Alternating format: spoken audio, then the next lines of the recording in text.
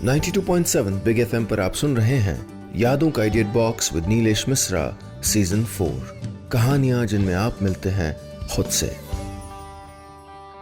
दोस्तों, मैं आपको सुना रहा हूं अपनी मंडली के सदस्य दुर्गेश सिंह की लिखी कहानी मां, बारामदा और बंबई।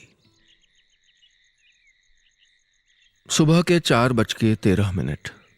4 को 13 अधिक हो गए और मां अभी तक उठी नहीं। सुमन अपने बिस्तर में दुबकी मां के बिस्तर को देख रही थी। बिस्तर मुड़ा तोड़ा सा था, मानो आधी नींद में हो। तकिया दोहरकर गर्दन के नीचे से छिटक गई थी। कोई देखे तो लगे रात भर गर्दन का भार संभाल के नाराज है। ये समय यूं तो सुमन के सोने का होता है, लेकिन आज न जाने क्यों वो जाग रही थी। घर के बारामदे से सटे कमरे में मां सुमन के ही साथ सोती हैं।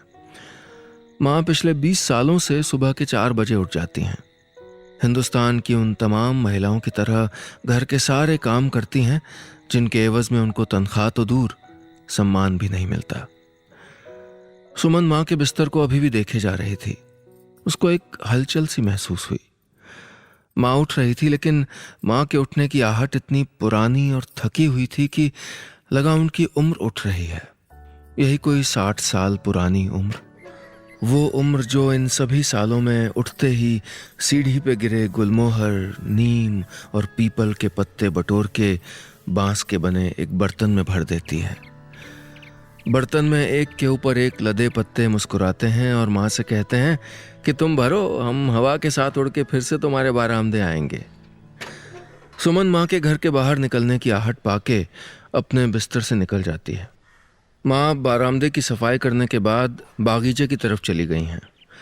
वहाँ हैंडपंप की पतली नली से निकला पाइप ताज़ी उगी भिंडी की क्यारियों में फैला देती हैं और बिजली का बटन ऑन कर देती हैं। पाइप से बीते दिन का पुराना पानी एक झटके से झाग के साथ निकलता है और फिर गर्र के एक स्वर के साथ पूरा पानी निकलने लगता है।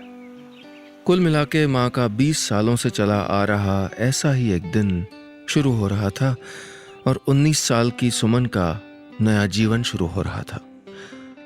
सुमन अब घर के एकदम सामने थी।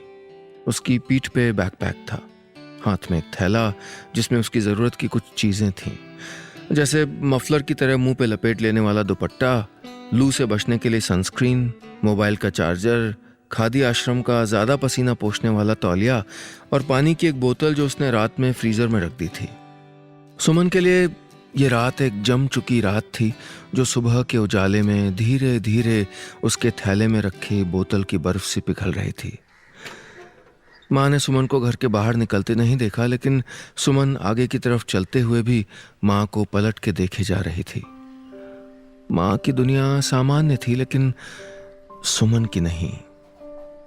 वो सिर्फ 19 साल का समय पीछे छोड़ के इस घर से नहीं निकल रही थी, बल्कि अपने परिवार की आने वाली जिंदगी को भी पीछे छोड़ के निकल रही थी। सब्जी की क्यारियों से माँ जब तक बारामदे में पहुंचती, उनकी दुनिया बदल चुकी थी। लेकिन कई बार पैरों तले खिसक रही जमीन में दरार देरी से पड़ती है। शायद इसी को आधार मान के ये मुहावरा गढ़ा गया होगा कि अब बहुत देर हो गई। लेकिन सुमन के लिए एक पल की भी देरी का मतलब बस का छूट जाना था। वो बस जो उसको उस बंबई ले जाती, वो बंबई जहां जाने के लिए उसके परिवार का कोई भी उसके पक्ष में नहीं था। वो बंबई जिसके बारे में सुमन ने सिर्फ सपना देखा था या फिर नींद सपने के इंतजार में काट दी थी। 92.7 बिग एफएम पर आप सुन रहे हैं यादों का idiot box with Nilesh Mishra season 4। कहानियां जिनमें आप मिलते हैं खुद से। दोस्तों, मैं आपको सुना रहा हूं अपनी मंडली के सदस्य दुर्गेश सिंह की लिखी कहानी मां, बारामदा और बंबई। इस कहानी में अब तक आपने सुना, सुमन की मां रोज सुबह जल्दी उठ जाती हैं, लेकिन सुबह का उठना थोड़ी देरी से होता है। उनके आज सुबह उठने के साथ ही उनकी बेटी सुमन अपना घर छोड़ देती है। अब आगे बस आई और सुमन को अपने साथ लेके आगे बढ़ गई। सुमन ने रेलवे स्टेशन तक का टिकट लिया और महिला सीट के पास आके खड़ी हो गई। महिला सीट पर बैठा यात्री ऊँग रहा था। सुमन ने उसको हिलाया और महिला सीट की पट्टी की ओर इशारा किया। आदमी नींद में ही दूसरी सीट पे जाके बैठ गया। सुमन सीट पे बैठी और अपने आसपास बैठे इक्का दुक्का लोगों को देखा कि कोई पहचान वाला तो नहीं है। सुमन ने माँ को याद किया तो उसको लगा कि घर में हंगामा मच गया होगा। उसकी सांसें तेज हो गईं, लेकिन तब तक ड्राइवर ने भी बस की रफ्तार बढ़ा दी थी। सुमन ने फिर सोचा अब तक पिताजी भी उठ गए होंगे और चाचा चाची और परिवार वालों को पता चल चुका होगा कि तभी ड्राइवर ने बस को आखिरी गियर में डाला और बस सड़क रौंदते हुए निकलने लगी। बस स्टेशन से थोड़ी दूर पे खड़े बस अड्डे पे जाके रुकी। सुबह की ताजगी को सूरज की लाल आंखों ने दबोच लिया था। सुमन ने तौलिया निकाला और मुंह पोंछा। बोतल की आधी बर्फ पिघल गई थी, सो उसने संभाल के 2 घूंट पानी मुंह में डाला। सुमन अब रेलवे स्टेशन पे खड़ी थी। उसको जहां जाना था वहां की ट्रेन सामने से आ रही थी। उसके दिल की धुकधुकी ऐसी कि हर उतरने वाली उम्र दराज महिला मां लग रही थी और बगल से धक्का देते अपनी ट्रॉली को घसीटते अंकल जी लोग पिता लग रहे थे। सुमन ट्रेन में बैठी, टीटी आया, टिकट चेक हुआ और शहर पीछे छूट गया। दोस्त, बचपन, जवानी, गलियां, कूचे, स्कूल, मंदिर, मस्जिद, चिड़ियाघर और सबसे अंत में अपना घर पीछे छूट रहा था। किस लिए? उसको बंबई जाके अभिनय करना था, नाम कमाना था, अपने पैरों पे खड़ा होना था और कुछ अलग करना था। जब भी सुमन इस बात को दिल की जेब से बाहर निकाल के डाइनिंग टेबल पे रखती तो परिवार वालों को खाना अच्छा नहीं लगता था। पूरी कच्ची निकल जाती, सब्जी नमकदार हो जाती और खीर को तो कोई पूछता भी नहीं था। सुमन के पास घर छोड़ के दबे पांव निकलने के अलावा और कोई विकल्प नहीं था। ट्रेन पूरे रफ्तार में थी और हल्की बारिश की बूंदें उसके चेहरे पे गिर रही थीं। पड़ोसी यात्रियों ने कांच गिरा लिया था, लेकिन सुमन बूंदों को फैलने दे रही थी अपनी नोज रिंग के आसपास, अपनी पलकों के नीचे और पूरे चेहरे पर। उसका ध्यान टूटा जब उसके पर्स में रखा मोबाइल बजा। वेलकम टू मध्य प्रदेश, यानी कि ट्रेन दूसरे राज्य में प्रवेश कर चुकी थी। सुमन एक राज्य से दूसरे राज्य में यात्रा नहीं कर रही थी, बल्कि एक जिंदगी से दूसरी जिंदगी में यात्रा कर रही थी। 92.7 बिग एफएम पर आप सुन रहे हैं यादों का idiot box with Nilesh Mishra, season 4, कहानियां जिनमें आप मिलते हैं खुद से। दोस्तों, मैं आपको सुना रहा हूं अपनी मंडली के सदस्य दुर्गेश सिंह की लिखी कहानी मां, बारामदा और बंबई। इस कहानी में अब तक आपने सुना सुमन सुबह सुबह अपने घर, अपने माता पिता को छोड़ के चुपचाप बंबई के लिए निकल गई है। ट्रेन की खिड़की पे बैठी सुमन का मन बार बार बारिश की वजह से घर के बारामदे में जा रहा था। अब आगे। रात भर सुमन विंडो सीट पे बैठी रही। सोने के लिए पैर भी नहीं फैलाए तो पड़ोसी आंटी ने खाने का डब्बा रख दिया था और कहा, पैरों से मत मारना। हिंदुस्तान की रेलों में अजीब गुंडाई चलती है। आपकी सीट आपकी होके भी आपकी नहीं होती। बहरहाल सुमन ने आंटी की बात न सुन के भी सुन ली थी। पूरी रात पैर नहीं फैलाया, लेकिन निगाहें फैलाए रखी। जब भी स्टेशन की धुंधली सी रोशनी कांच पार करके उसके चेहरे पे आके गिरती, आंखें स्टेशन का नाम खोजने लगती। एक पूरी रात, बल्कि यूं कहें कि एक पहली रात मां के बिना सुमन ने पहली बार काटी थी। छत्रपति शिवाजी टर्मिनस पे आपका स्वागत है, सुमन ने पढ़ा और अपना मजमून संभाले ट्रेन से उतर गई। शिवानी बाहर खड़ी थी। दोनों गले मिले। सुमन ने चहकना चाहा। सालों बाद शिवानी से मिली थी, लेकिन शिवानी का बासी चेहरा देख के उसने अपने आप को नियंत्रण में कर लिया। शिवानी ने सुमन को इशारा करते हुए कहा, लोकल का टिकट वहां मिलेगा। शिवानी को तेज चलता देख के सुमन भी तेजी से चलने लगी। उसे तेज और लंबे लंबे कदम रखने की आदत नहीं थी, लेकिन शिवानी विंडो के पास जाके मुड़ी तो सुमन ने कदमों के फासले को बड़ा कर दिया।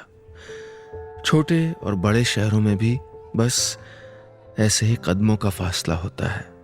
छोटा शहर, छोटा कदम, सुकून भरी धूल, माथे से गुजरती हुई अपने घर की तरफ जाने वाली हवा, बचपन से तुमको देखे जा रहा बेवजह मुस्कुरा देने वाला पनवाड़ी, बस से उतरने पे सामान किनारे करवाने को बेकरार लोग कहाँ मिलेंगे सुमन? शायद माँ अब होती तो सुमन को कुछ इसी तरह प्यार से समझाती और आगे कहती, खुशियाँ छोटी छोटी होती हैं बेटा, छोटे छोटे पेड़ों की तरह। बड़े पेड़ की परछाई इतनी आसानी से कहाँ सबको मिलती है। सुमन के उमड़ते घुमड़ते ख्यालों के साथ लोकल ट्रेन घाटकोपर के लिए निकल पड़ी। भीड़ थी लेकिन लेडीज बोगी में सुमन और शिवानी दोनों बैठ गए। शिवानी ने सुमन का टिकट उसको दिया और अपने कानों में हेडफोन लगाए 90 के दशक का कालजयी हिंदी फिल्म संगीत सुनने लगी। सुमन ने सोचा शिवानी ऐसी न थी। फिर उसने खुद के बारे में सोचा, वो भी तो ऐसी नहीं थी। सामने एक मैगजीन पढ़ रही आंटी ने पन्ने के पीछे से सुमन के चेहरे का एक्सरे कर लिया। सुमन असहज हो गई और आंटी ने स्माइल दी। तभी शिवानी ने आंटी को देखा। आंटी मैगजीन देखने लगी और सुमन शिवानी को। उसने ऐसा क्या किया कि आंटी की नजर उस पर से हट गई? लोकल ट्रेन में चढ़ने से अधिक उतरना मुश्किल होता है, ये बात शिवानी ने सुमन को बताई और ट्रेन के गेट के पास दाएं हट गई। बाएं से भीड़ पहले चढ़ी और फिर दोनों ट्रेन से उतर गईं। शिवानी के फ्लैट में दूसरी रूममेट बन के आई थी सुमन। इस नए बड़े शहर ने सुमन को उसके घर की यादों से थोड़े वक्त के लिए दूर कर रखा था। रोजमर्रा की जरूरत की चीजों को लाते और अपना कमरा सजाते सजाते सुमन को 1-2 दिन लग गया था। थकावट नींद का पैकेट अपने साथ ले आती है। दिन भर के थके को रात का मुंह देखने से पहले ही नींद आ जाती है। सो 2 दिन तक सुमन को कुछ नहीं सूझा। उसे घर की भी याद नहीं आई। असल जिंदगी अब शुरू होने वाली है सुमन, अपना ध्यान रखना। सुमन के सपने में माँ आई और बोली। सुमन चौंक के अपने बिस्तर पे उठ बैठी थी। शिवानी फोन पे किसी से देर रात तक बात कर रही थी। उसने सुमन को देखा लेकिन पूछा नहीं कि क्या हुआ। सुमन को अजीब लगा, लेकिन बड़े सपनों के पीछे भागने वाले छोटे छोटे सपनों के टूटने की फिक्र कहाँ करते हैं।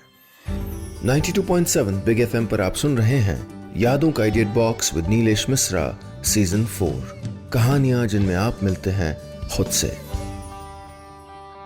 दोस्तों, मैं आपको सुना रहा हूं अपनी मंडली के सदस्य दुर्गेश सिंह की लिखी कहानी माँ, बारामदा और बंबई। इस कहानी में अब तक आपने सुना, सुमन अपना घर छोड़ के चुपचाप बंबई पहुंच गई, वहां जहां उसकी दोस्त शिवानी उसको स्टेशन पे लेने आती है। शिवानी का रूखापन देख के सुमन को लगता है कि बड़े शहर में शायद हर कोई ऐसा ही होता होगा। अब आगे फिर शुरू होती है सुमन की भागदौड़ और अभिनय की चकाचौंध की दुनिया में पहुंचने की जद्दोजहद। घाटकोपर में रहने वालों के लिए मेट्रो ने जीवन आसान तो कर दिया है, लेकिन सुमन के अधिकतर ऑडिशंस पश्चिमी उपनगर में होते थे, कुछ तो उपनगर से भी थोड़ी दूरी पे। सुमन को अभिनय का रंगमंच से आया था, लेकिन कॉलेज के रंगमंच से। प्रोफेशनल रंगमंच जैसा उसने कुछ भी नहीं किया था। एक के बाद एक दिन बीतते गए, जितने दिन उतने अनुभव। शिवानी अपनी दुनिया में व्यस्त। सुमन बताए भी तो किसको, बिताए भी तो किसके साथ कि सुनो आज दिन में ये हुआ, आज ये हुआ, आज जब मैं ऑडिशंस दे रही थी तो अपनी लाइन भूल गई, आज मैं अपने आप पे हंसी, लेकिन हंसी को बांटने के लिए उसको एक और हंसी की जरूरत थी। होती है ना कभी कभी, एक अदना सा पल भी कटता और किसी के साथ उसको बांट लिया जाए तो लगता है कि काश ये पल फिर से आ जाता। कई बार सुमन का मन किया कि माँ को फोन करे और कहे कि आज उनकी बेटी ने रामायण में सीता के किरदार का ऑडिशन दिया है। माँ, आज मैं रामानंद सागर के ऑफिस में गई थी। माँ, याद है वो जो टोपी लगा के रामायण शुरू होने के ठीक पहले आ जाते थे, वो जो सारे किस्से का सार बताते थे। माँ, वहीं उनकी बड़ी सी तस्वीर लगी है। माँ, मैं भीष्म पितामह से भी मिली। माँ, मैंने एक शो में उनकी बेटी के किरदार का ऑडिशन दिया और उनके पैर भी छुए। उन्होंने मुझको आयुष्मान भव कहा। माँ, ऐसी न जाने कितनी बातें अपने मन में दबाए सुमन शाम को अपने फ्लैट वापस लौटती। खाना खाती, टीवी देखती, मोबाइल पे फेसबुक करती और घर से आए पुराने दोस्तों के संदेश देखती, फिर सो जाती। मेट्रो, ऑटो, ऑडिशन, फिर ऑटो, फिर मेट्रो और घर। बस ऐसे ही बीत रही थी सुमन की जिंदगी को मशीन होते देर नहीं लगती, और एक बार हो गई तो मशीन में जिंदगी डालना बेहद मुश्किल हो जाता है। सुमन को अब थोड़ा बहुत काम मिलने लगा था। उसने शिवानी से अलग एक कमरे का घर भी ले लिया था। जब मन होता समंदर किनारे चली आती और शहर की थकान को पैरों के सहारे समंदर में उड़ेल देती। लहर आती और सुमन के देखते देखते ही उसका दुख अपने साथ लेके चली जाती। लेकिन जो लहर लौट के अपने साथ लेके आती वो तो पूरे शहर का दुख था। लहरों में मिला सबका दुख। 6 महीने बीते, फिर 1 साल। सुमन ने अपनी एक गृहस्थी जमा ली थी, जिसमें पिता और माँ की एक तस्वीर भी थी, जो उसने ऑर्कुट की पुरानी प्रोफाइल से हाल में ही निकाल के फ्रेम करा ली थी, क्योंकि अब ऑर्कुट बंद हो रहा था। उसने पापा का पहला टेस्टिमोनियल भी अपनी डायरी के साथ आत्मा में सुरक्षित कर लिया था। अगले कुछ ही दिनों में सुमन को एक बड़े शो में लीड रोल मिल गया था। उसको इस बात की खुशी थी कि कहीं ना कहीं उसकी माँ इस शो को अपने घर में उसी पुराने टीवी सेट पे देखेंगी। शो ऑन एयर हुआ और लोगों का रिस्पांस मिलना भी शुरू हो गया। सुमन लोगों की तारीफों के पुल संभाल रही थी और साथ ही उसके पुराने दोस्तों के संदेश भी सोशल नेटवर्किंग के जरिए आने लगे थे। सुमन को पहले लगा कि सीधे अपने परिवार वालों के बारे में इनसे पूछ ले, लेकिन तभी उसको एहसास होता कि वो तो अभिनेत्री सुमन है। वो आने वाले जन्मदिन पे पिताजी को सीधे फोन करेगी और कहेगी कि उनकी बेटी उनसे मिलने आना चाह रही है। 92.7 बिग एफएम पर आप सुन रहे हैं यादों का idiot box with Nilesh Mishra season 4, कहानियां जिनमें आप मिलते हैं खुद से। दोस्तों, मैं आपको सुना रहा हूं अपनी मंडली के सदस्य दुर्गेश सिंह की लिखी कहानी माँ, बारामदा और बंबई। इस कहानी में अब तक आपने सुना, अपने घर से बंबई आने के बाद सुमन की दुनिया बिल्कुल अलग हो गई है। रोजमर्रा के संघर्ष उसके इरादों को और भी मजबूत करते जा रहे हैं। अभिनय की दुनिया की सीढ़ियां सुमन बंबई में तेजी से चढ़ रही है, लेकिन परिवार से अलग होने की खलिश बरकरार है। अब आगे। आखिरकार आ गया 15 अक्टूबर, यानी सुमन के पिताजी का जन्मदिन। सुमन ने हमेशा की तरह शूटिंग की और पापा के नाम का बर्थडे केक सेट पे काटा। घर जाके उसने वही पुराना थैला निकाला जो घर छोड़ते वक्त अभी तक संभाल के रखे हुए थी। यूं तो उसके मोबाइल पे पापा का नंबर सेव था, लेकिन उसने रीचेक करने के लिए अपनी वो डायरी निकाली जो उसने घर छोड़ने के पहले 3 दिन पहले रात में जग के बनाई थी। सुमन को ठीक इसी समय अपने मोबाइल की भी याद आती है, जो वो जानबूझ के घर में छोड़ के आ गई थी जब वो बंबई आ रही थी। सुमन धीरे धीरे एक एक नंबर डायल करती है, मानो पापा के आने के पहले होमवर्क में दी गई गिनती याद कर रही हो। फोन लग जाता है और घंटी जा रही है। सुमन को ट्रिंग ट्रिंग की आवाज सुनाई पड़ रही है, लेकिन उसको याद आती है पापा की वो कॉलर ट्यून जब वो उनको घर से सामान की लिस्ट के लिए फोन किया करती थी। इतने में सामने से फोन के रिसीव होने का सिग्नल होता है और आवाज आती है, हेलो। सुमन जम सी गई अपनी जगह पे। मशहूर डेली सोप की लीड अभिनेत्री सुमन अपने पिता से बात नहीं कर पा रही है। तभी फिर से आवाज आती है, हेलो, हु इज दिस? सुमन को पापा की आवाज उतनी ही बुलंद लगी। उसे अच्छा लगा। सुमन समझ गई थी कि अब पापा को गुस्सा आने वाला है।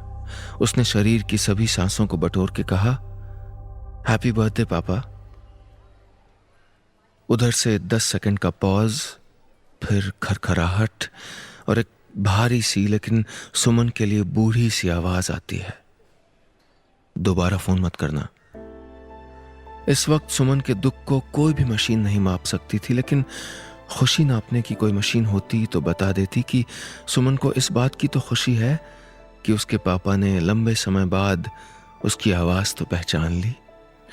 इसके तुरंत बाद सुमन ने फिर से पापा के मोबाइल पे डायल किया तो फोन काट दिया गया।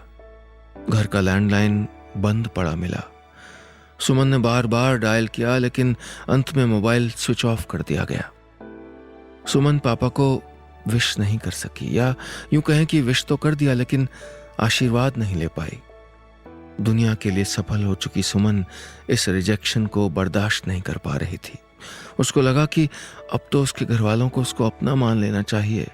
उसने तय किया कि अब वो अपने घर जाएगी और सबको मना लेगी। सुमन ने यह भी ठान लिया कि उसके देखे सपने पूरे होने के बाद किसी को उससे नाराज होने की जरूरत नहीं थी। उसने शो के कुछ एपिसोड जल्दी जल्दी में पूरे किए और अपने निर्देशक को बता दिया कि उसको कुछ दिनों के लिए घर से बाहर निकलना है। मंजूरी मिल गई तो सुमन की यात्रा वापस शुरू होती है, तकरीबन 5 साल पहले की उस जर्नी की ओर जहां से वो बैरंग बंबई आ गई थी। लेकिन बंबई से वापस वो खाली हाथ नहीं जा रही थी। पिता और माता दोनों की उम्मीद बन के जा रही थी, इस उम्मीद में कि वो उनको अपने साथ वापस लेके बंबई चली आएगी। साथ रहेंगे सब मिलके, हैप्पी फैमिली। कितनी सुंदर उम्मीदें होती हैं हमको। दरअसल हम उम्मीदों के मारे लोग हैं।